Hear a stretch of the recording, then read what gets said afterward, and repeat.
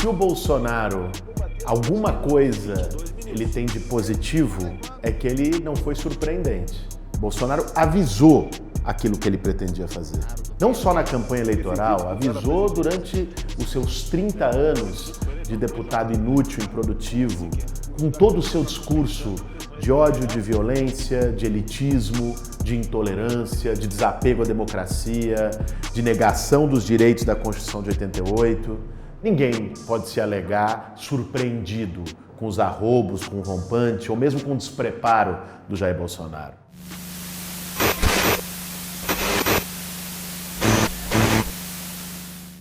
Em 2019 foi um ano de profundos retrocessos, que acho que é importante para que a gente não perca no meio da fumaça do dia a dia que eles produzem, em pelo menos 4 grandes âmbitos. Primeiro, foi um retrocesso profundo em direitos sociais no país. Nós temos um marco de direitos assegurado pela Constituição de 88, que com todos os limites havia ali a proposta de um Estado social, de educação universal, do Sistema Único de Saúde, que é um modelo internacional, de uma previdência pública para todos, de seguridade social. E esse modelo está sendo desmontado a toque de caixa pelo Paulo Guedes, pelo Bolsonaro. Os liberais do governo Bolsonaro, que alguns dizem que são ala mais confiáveis, mas como o histórico do liberalismo brasileiro tem as mãos com sangue. O liberalismo brasileiro, não vamos esquecer, andou de mãos dadas com a escravidão.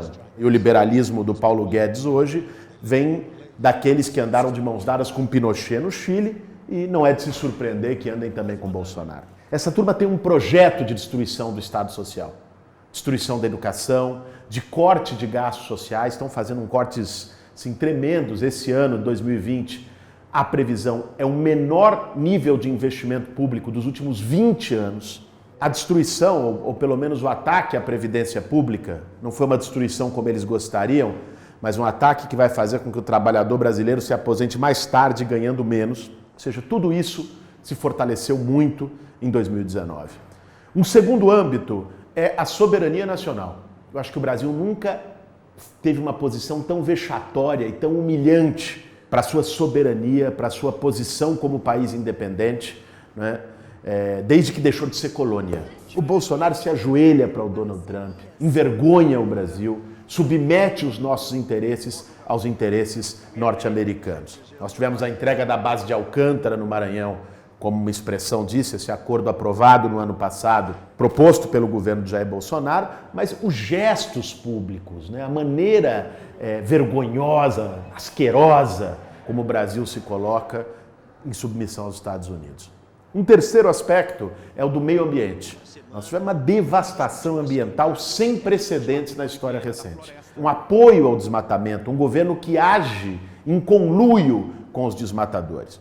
É o governo do agronegócio, é o governo que liberou mais de 300 novos agrotóxicos, alguns banidos por alta periculosidade à saúde humana na Europa. E por fim, não menos grave, 2019 mostrou para aqueles que não eram tão crédulos o que o Bolsonaro representa de risco para a democracia brasileira. Nós nunca tivemos uma democracia 100% no Brasil, uma democracia plena. Essa democracia sempre foi limitada. Porque não tem democracia política quando não tem democracia econômica, quando não tem democracia social, com nível de desigualdade, com nível de racismo, né, com nível de privilégios que existem na sociedade brasileira. Mas mesmo assim, a gente conseguiu marcos democráticos importantes no país. A Constituição de 88 é uma expressão disso, o fim da ditadura militar é uma expressão disso, as instituições colocando limites a tentações autoritárias, liberdade de imprensa, liberdade de manifestação, liberdade de expressão. E o Bolsonaro acende com um discurso de que oposição tem que ser varrida do Brasil, de que movimento social é terrorista, não aceita a diversidade, um discurso ultramoralista e violento do ponto de vista dos costumes, um discurso machista, racista, LGBTfóbico, e isso do discurso começa a se traduzir em prática. A maneira como Bolsonaro trata jornalistas. Esses dias nós tivemos um indiciamento pelo Ministério Público Federal do Glenn Greenwald, um jornalista que, porque fez o trabalho dele como jornalista, foi indiciado. Então, é grave, as falas sobre AI-5, do seu filho, do Paulo Guedes, o que a gente vê é que estão preparando o terreno. Isso não é só cortina de fumaça. Gostaria eu que fosse. Mas o que a gente vê é que é muito mais uma tática de aproximações sucessivas, de ir naturalizando no debate público e na sociedade aquilo que era impensável, a mais completa barbárie. Bolsonaro quer, e hoje eu vejo que muita gente acredita isso, depois dos vídeos do nazismo. O vídeo do nazismo só deu o nome à coisa. O vídeo do nazismo não foi uma tempestade num céu azul. Ele nomeou algo que já vinha sendo praticado no governo e por isso gerou um escândalo. Mas era importante que essa mesma reação acontecesse com os vários gestos autoritários e de projeto de ditador que o Bolsonaro estabelece. Eu acho que a esquerda brasileira tem, nesse momento, que ter a humildade histórica, né, e a compreensão de futuro para poder reconhecer que nós fomos derrotados, nós cometemos erros e que a esquerda sofreu uma derrota dura. A vitória do Bolsonaro é a expressão disso. O fato da gente não ter conseguido fazer uma mobilização à altura, como exigia a reforma da Previdência, é uma expressão disso. Não quer dizer que não houve mobilização, nós chamamos várias. Foi chamada uma greve geral, os movimentos sociais tentaram tomar as ruas. No dia da votação, nós chamamos uma manifestação na Avenida Paulista, ela aconteceu, só que ela não teve grande adesão da sociedade brasileira. Nós não conseguimos trazer as pessoas para a rua. E eu acho que isso tem a ver com dois erros, eu diria, da esquerda no último período e que nós precisamos começar a corrigir para sair desse atoleiro e para, no médio prazo, a esquerda brasileira voltar a ser alternativa política, alternativa de poder, alternativa de futuro. Primeiro, houve uma perda de conexão da esquerda, dos partidos de esquerda, até de parte dos movimentos sociais, com a periferia, onde está a maioria do povo, né? Isso tem a ver com deixar de fazer trabalho de base, uma esquerda que se institucionalizou, se dedicou muito às disputas de espaços no Estado e pouco à disputa na sociedade, de estar lá com o pé no barro, conversando com o povo. Nós temos insistido muito nisso nos últimos anos. Não só insistido retoricamente, mas feito isso. A partir do MTST, da Frente Povo Sem Medo, ou seja, buscado reconstruir esse vínculo da esquerda com a periferia. Sem isso não tem saída. A gente pode se indignar à vontade, a gente pode ter razão à vontade, mas isso não é suficiente. Na história, na política, é preciso ter força. E força social se constrói com vínculo com o povo, com capacidade de mobilização popular. A esquerda brasileira perdeu isso em grande medida. E uma segunda razão, um segundo erro, é a perda da disputa ideológica na sociedade, da disputa de valores na sociedade. O Bolsonaro, ao seu modo, faz isso.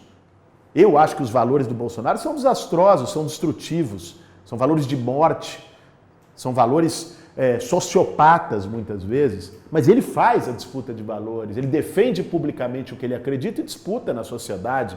Construiu um grupo de militantes que disputam isso com ele. A esquerda, quando esteve no governo, não fez isso, ou fez isso muito timidamente. Não é? E nós, tampouco hoje, temos feito como deveríamos fazer. É preciso disputar valores. Um aprendizado da derrota que a esquerda teve é esse. Nós precisamos defender e dizer para todos, nós somos aqueles que defendemos a igualdade social, a igualdade de oportunidades, contra esse abismo que 1% tem mais que a metade da sociedade. Eles defendem justamente o contrário, esses privilégios, o cada um por si. Nós defendemos soluções coletivas, nós defendemos que aquilo que é essencial para a vida das pessoas não pode ser mercadoria. A água não pode ser mercadoria, a educação não pode ser mercadoria, a saúde não pode ser mercadoria, que esses bens são bens comuns. Nós defendemos o valor da solidariedade e não o do que se vire e quem pode mais chora menos. Nós defendemos a diversidade, a tolerância. Né? Eles defendem e praticam, né, a intolerância em todos os aspectos. Essa disputa de valores tem que ser feita a céu aberto e com mais força na sociedade brasileira. Eu acho que, na medida em que a gente reconhece as razões de uma derrota histórica e aponta os caminhos, repactuar com o povo, né, e fazer uma disputa mais forte dos valores na nossa sociedade, isso nos permite, no médio prazo, recuperar isso que a gente perdeu hoje. Influência, capacidade de mobilização. É claro que nós não vamos ficar fazendo só isso, esperando e deixando o Bolsonaro destruir o país. 2020 tem que ser um ano de resistência. Nós vamos convocar novas mobilizações, já tem uma grande mobilização nacional sendo articulada para o dia 31 de março, né, contra o governo Bolsonaro, contra as suas políticas, em defesa dos direitos sociais, em defesa da democracia brasileira. É aniversário do golpe militar de 64, por isso a data do dia 31 de março. Nós vamos seguir forte nas ruas do nosso país, mas nós temos que entender que é preciso recuperar, né, um tempo perdido de erros que nos levaram hoje a ter uma situação que, mesmo com convocação, com mobilização, não foi falta de iniciativa, a gente não teve condições de encher as ruas do país contra os desmandos do Bolsonaro. Eu acho que é difícil a gente dar uma de mandinar aqui e querer prever o que é a gota d'água. A gota d'água ela variou. No Chile, agora, a gota d'água foi um aumento no transporte público, como tinha sido em 2013 no Brasil. No Equador, há poucos meses atrás, a gota d'água foi um aumento no preço dos combustíveis. No Líbano, mobilizações enormes que aconteceram no fim do ano, a gota d'água foi um aumento de taxa e de custos sobre o WhatsApp, que não dificultaria o acesso ao aplicativo para os libaneses. É difícil dizer qual que vai ser a fagulha de um processo de mobilização. Agora, o que nós podemos identificar? Primeiro que o copo está enchendo mais. Essa é uma expectativa que nós podemos ter em 2020. Porque nada vai ser uma gota d'água se o copo não está cheio. Né? O que aconteceu em 2019 é verdade. O Bolsonaro conseguiu aprovar muita coisa, a oposição não conseguiu ter o papel que deve ter. Mas, por outro lado, também o Bolsonaro perdeu força, perdeu popularidade, perdeu apoio social. Toda a pesquisa mostra. Perdeu a aura, mito, que era contra a corrupção. Olha aí, o filho envolvido em escândalo de lavagem de dinheiro, ele envolvido com milícia, aquela suspeita terrível em relação ao caso da Marielle, aquela história mal contada do porteiro que depois volta atrás de um depoimento, o laranjal do PSL, a disputa dele com o próprio partido. Tudo isso também foi desgastando o Bolsonaro. O fato dele não apresentar uma resposta para a economia, porque de expectativa o povo brasileiro está vendo desde 2015. Não adianta falar que tem expectativa de crescimento. Toda vez começa dizendo que vai crescer 3, 4% e termina o ano crescendo 1%. Já faz 5 anos que o Brasil está assim. Então, ele não apresentou isso. E isso foi gerando um desgaste. Então, o copo foi enchendo. Isso dá condições para que qualquer novo ataque, seja ao meio ambiente, seja aos direitos sociais, seja o tema do desemprego que está pegando muita gente hoje no Brasil, seja o tema da educação que mobilizou centenas de milhares de jovens e de professores em maio do ano passado, vai ter fagulha explosiva. A gente tem que estar preparado para fortalecer essas lutas. Eu acho que os ventos que a América Latina mostrou em 2019 dão exemplo para o Brasil em 2020.